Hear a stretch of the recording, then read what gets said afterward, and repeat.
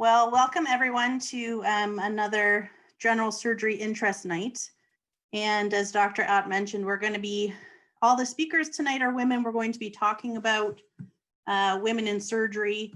We don't have to talk about just being a woman in surgery. So I want to encourage you all to submit questions in the chat because we will be spending most of our time answering questions that you might have. And thank you also to all of you who submitted questions ahead of time and for Eric, one of our residents, putting them together.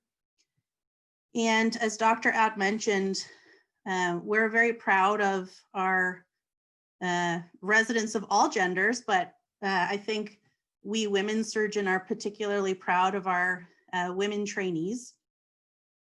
And so we're happy to see so many of you with us tonight to chat about this. And I will also like to thank Dr. Ott.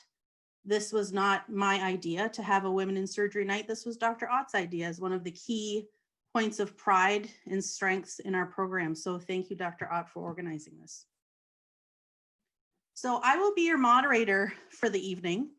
I won't be giving a talk, but I'll be moderating the questions. And again, please submit them through the chat. We are going to have two short talks. One by Dr. Rachel Liu, who will speak about the resident experience of training at Western, and Dr. Andreanna Buder, one of our pediatric surgeons, to talk to you about what life is like as a surgeon.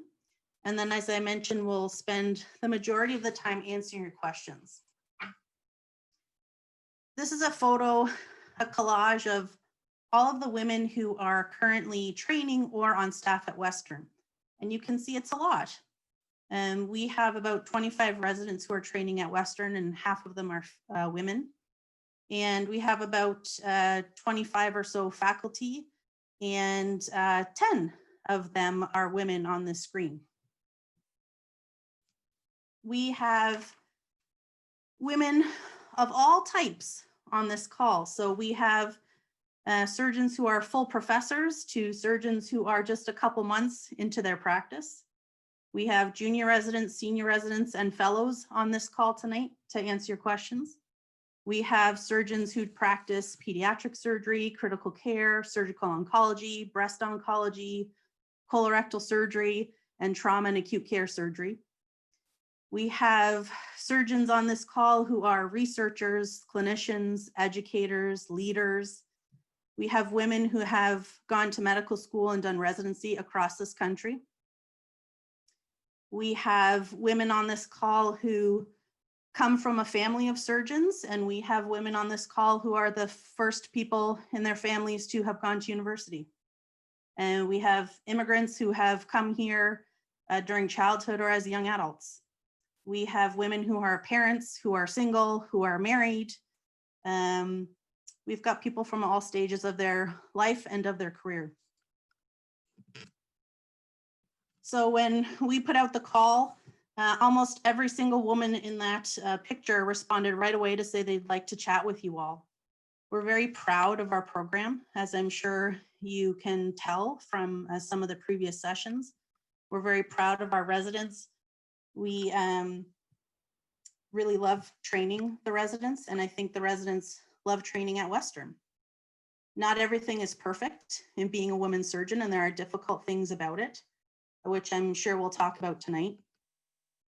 But again, I think all women surgeons are proud of what they've accomplished and proud of those who are coming up behind us. And I think the bottom line of why we're all here is this. This is a hashtag from the UK Surgical Society, and I think a lot of us feel this way, especially women surgeons with our women trainees. We want to lift as we climb. We're working through our career, and we want to help the next generation of surgeons, whether they are men, women, whatever, be lifted up by us and reach your dreams as we climb and reach our dreams as well. So I'm going to end there and invite Lou, one of our PGY4s, to share her screen, and we'll hear about residency training at Western.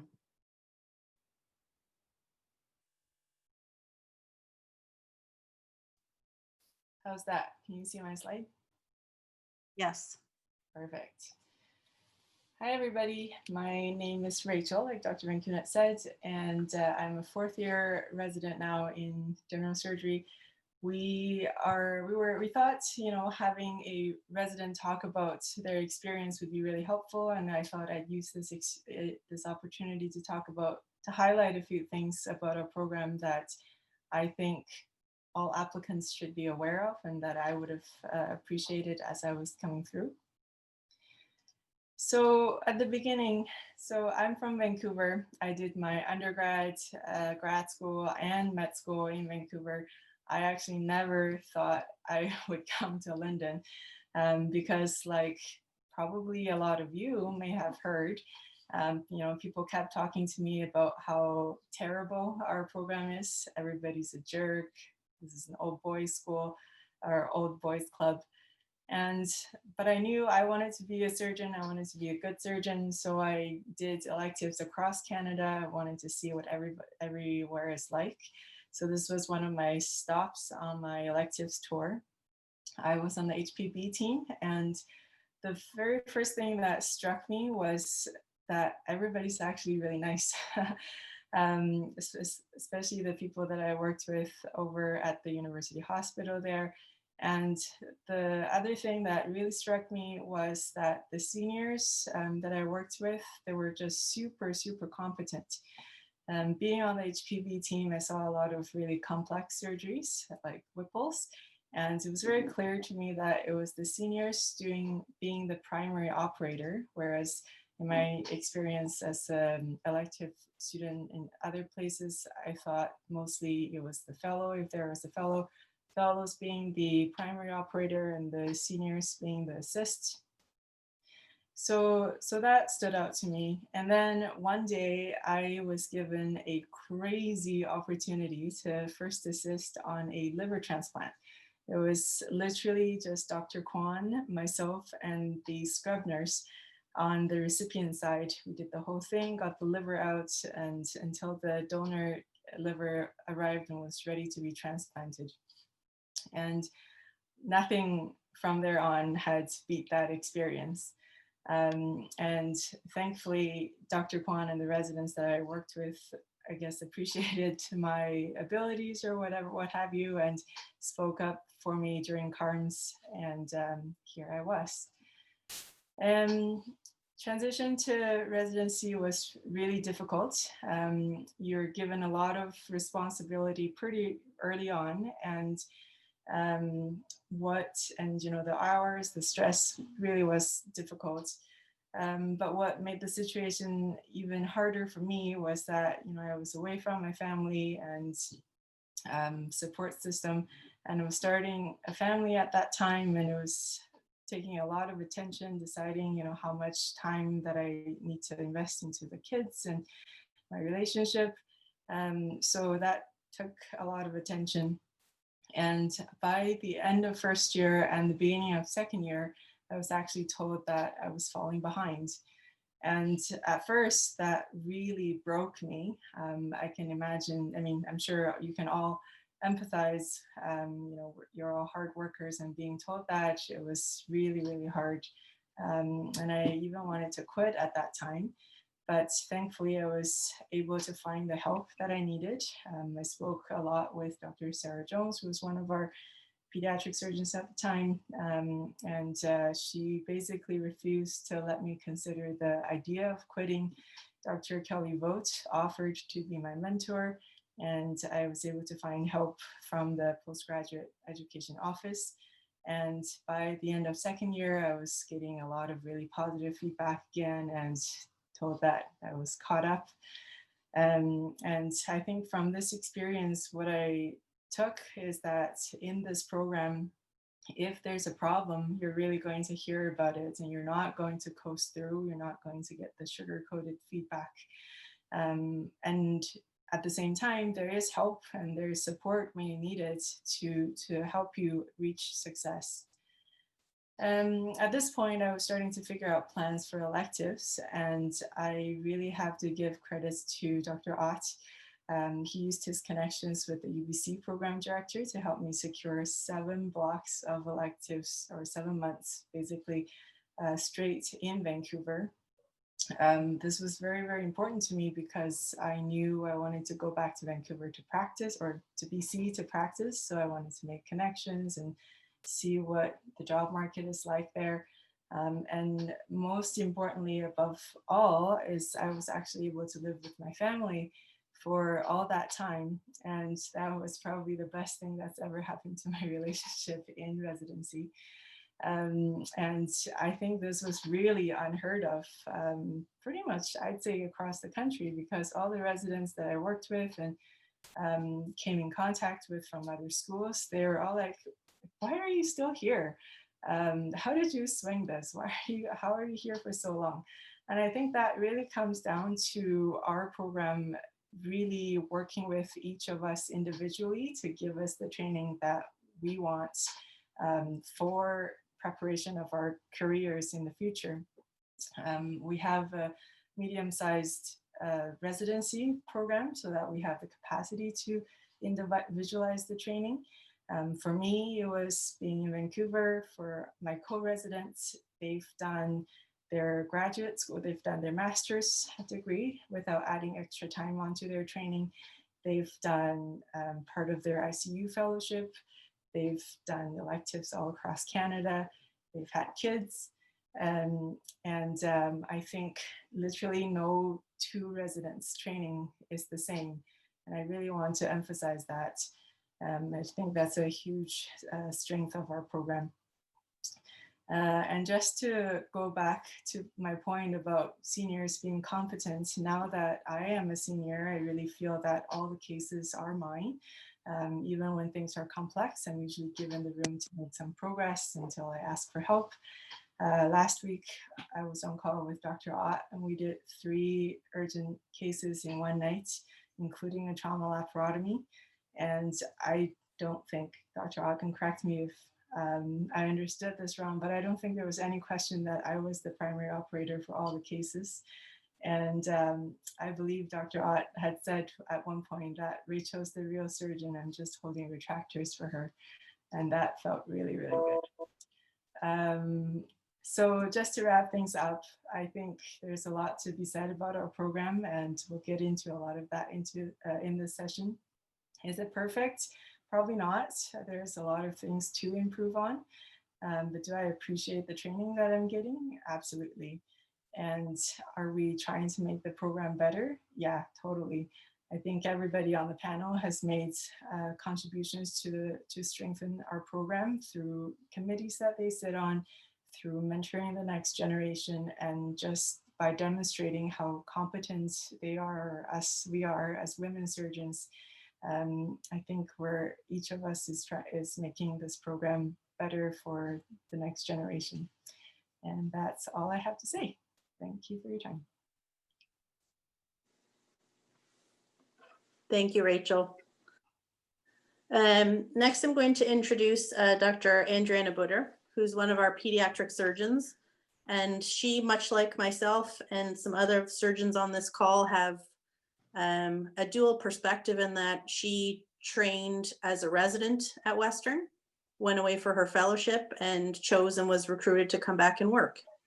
And I think that says something in and of itself. So Dr. Buder. Thanks, Dr. Van Kugnet. So I'm delighted to speak to all of you today. And sometimes it feels like only yesterday I was in your shoes and, going through CARMs and all of the excitement and nervousness that brings. So I, like Rachel, came to Western. I had never been to London before when I came here for residency. And that was a few years ago, about 1998. And when I came, there were actually no female surgeons at the time. So this is a picture from a couple years ago at one of our Christmas parties, and you can see lots of faces here of female residents, surgeons. But when I came, although about half of us were female general surgery residents, there was actually no female surgeon. And the first one came as a junior, which is Dr. Scott, and she's here today.